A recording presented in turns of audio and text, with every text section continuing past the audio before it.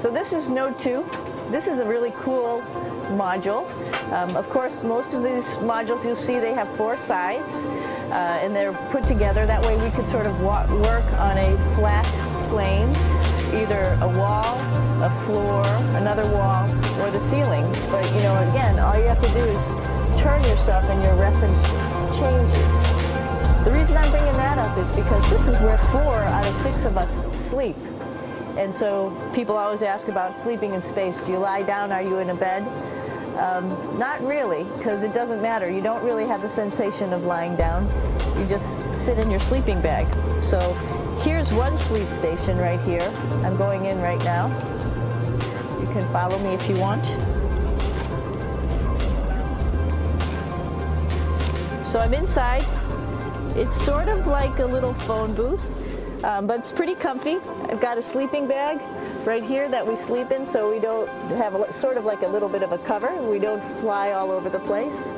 But you know, you can sleep in any orientation. I have it sleeping, feeling like I'm standing up right now, but like you saw, I'm on the floor. But it doesn't matter if I turn over and I sleep upside down.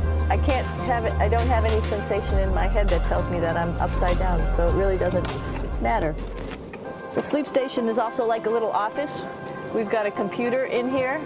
As you can see, we've got a couple little toys. I've got some books.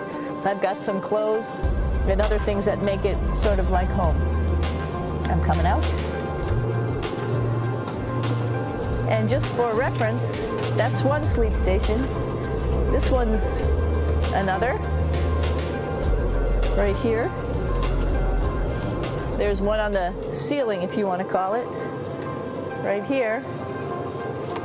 And then there's a 4th on the other wall over here. So all of us sleep in a little bit of a circle. All right, come on back. There's more to show you.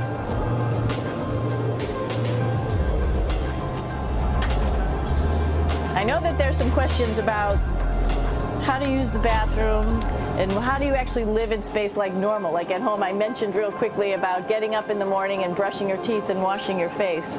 Well, how do you do that? Well, here is the bathroom, essentially. You get up in the morning and we have a little kit, and it has all the essential things that you need, like your toothbrush and toothpaste and brush. See how much better the brush makes my hair look? I'm just joking. It still stands up straight. It doesn't matter where you are. It's always going to stand up straight while you're up in space. A lot of people ask about toothbrush and toothpaste.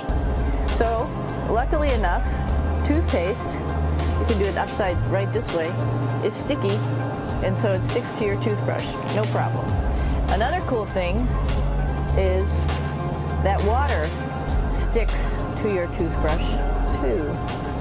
If you can see it, I'll have some water come out. The water is pretty neat up in space. It'll stick to your toothbrush and it will make a big bubble. And that's just by surface tension. And then you can drink it. So a lot of people ask about what do you do with the toothpaste after you brush your teeth.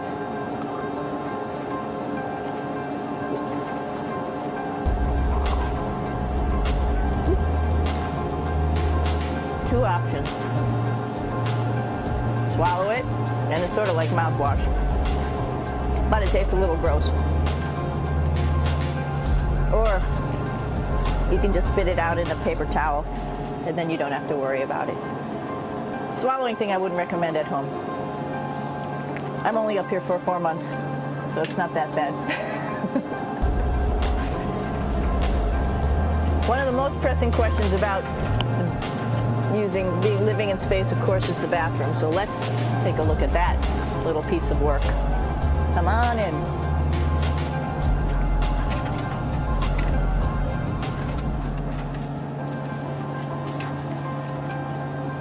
Here we are at the throne. This is awesome. You might see the little, you might have noticed the little moon on the outside. This is our orbital outhouse right here.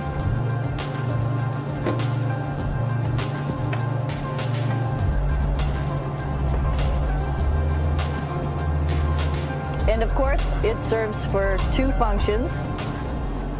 Number 2, right here. I'll show you. But you see it's pretty small, so you have to have pretty good aim, and you be ready to make sure things get let go the right direction. And it smells a little bit, so I'm closing it up. And that's of course for number 2. And this guy right here is for number 1. So they're sort of 2 slightly separate functions, but you can do a little, essentially both, by hanging on right here and doing number 1 and number 2. I might add it's color coded, so you really don't get it mixed up, which is nice. This is yellows for number 1. And also there's a selection of paper. People always ask about toilet paper. What do you do with toilet paper? What kind of toilet paper do you have? We have gloves, just because sometimes it does get messy. We have some Russian wipes, which are a little bit coarse if you like the coarse type of toilet paper. We have some nice tissues, which are nice and soft if you like soft toilet paper. We have Huggies, just for any cleanup. You know, we were all babies once, and this sort of helps. And then if things get really out of control, we have disinfectant wipes, just to make sure we clean up here. Because, you know, just like the water I showed you, the number 1 stuff can sort of go all over the place if you don't aim correctly. And did I mention both of these have a little bit of suction, so they should keep things going in the right direction. But like I said, sometimes things get a little out of control if you are out of control yourself flying around. So we have lots of protective stuff. And of course, you do have your privacy. There's a little door, so other people know that you're in there. Here's a pretty cool place. This is sort of like in your house where everybody meets in the morning. After you wash your face, brush your teeth, you want to find something for breakfast. And this is our kitchen. You might notice there's all sorts of foods here. It's like opening the refrigerator. You got all your different stuff that you want to have: drinks, meats, eggs, vegetables, cereals, bread, snacks. And that's a good place. That's where you find all the candy. Side dishes, and then some little power bars just in case. So we have all this type of food. Some of it is dehydrated, and so we have to hydrate it, fill it up with water. Some of it is already made, and then all we have to do is heat it up. So something like this, I'm pulling out barbecued beef brisket. Pretty yummy. Not only is this food made in the U.S., but we also have food here from Japan. We've got Russian food. As you can see, all these red containers are filled with food that's from Russia. And then we get some of our specialty stuff, some things that we like, some of our favorite stuff that your family can send up. In fact, I like fluffernutters, and so I got sent up some fluff so I could make my fluffernutter with peanut butter. So you have a lot of food up here, no problems. Now, I want to say where we are. So right now, we're in the Japanese laboratory. It's one laboratory out of many here on the International Space Station. It's actually on the left-hand side. If I was International Space Station and I was flying through space like this, my left hand would be where the Japanese laboratory is.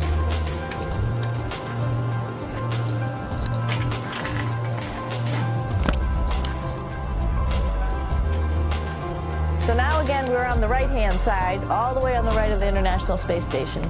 This is Columbus, the European module. It has science experiments all over. You could see it looks a little bit crowded. And here we do a lot of our medical experiments.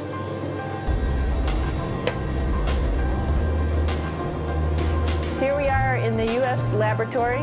Again, this is a laboratory with science experiments on all of the walls here, all sorts of stuff that we do. And one of the things we also do is we exercise. We have some exercise equipment on board the space station. We need to do that because we lose bone density and muscle mass while we're up here, and that's a result of not having to fight against gravity. So how we keep ourselves in shape are with a bike, a treadmill, and a weightlifting machine. This is the bike. You notice the clipped pedals. So all you need to do is actually clip your feet in, and then you can start pedaling. You don't need a seat because you don't sit down. Actually, I haven't sat down for 6 months now, so you don't need any type of seat. Just make sure you're held in with your pedals. You probably see that the bike bounces around a little bit. as I move it, it's not steady and held to the wall firmly. And the reason for that is the space station is pretty big. You saw that there's also solar arrays on the space station. If we start putting any forces into the space station, it's going to make those solar arrays bounce around a little bit. So to prevent that, the machines bounce around a little bit, move around a little bit, and that way we don't put any forces onto the structure of the spacecraft out to the solar arrays. All right, a little farther on. Come on.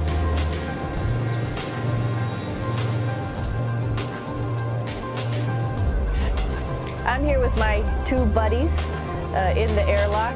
Actually, these are two space suits that are ready, primed up to go outside, as we call it, to go do a spacewalk in case we have to do anything outside. Some of the things we do outside are just like inside, repairs. We have a lot of electrical boxes and machinery and solar arrays, in fact, that I talked about earlier, that are outside, and sometimes they don't work quite right.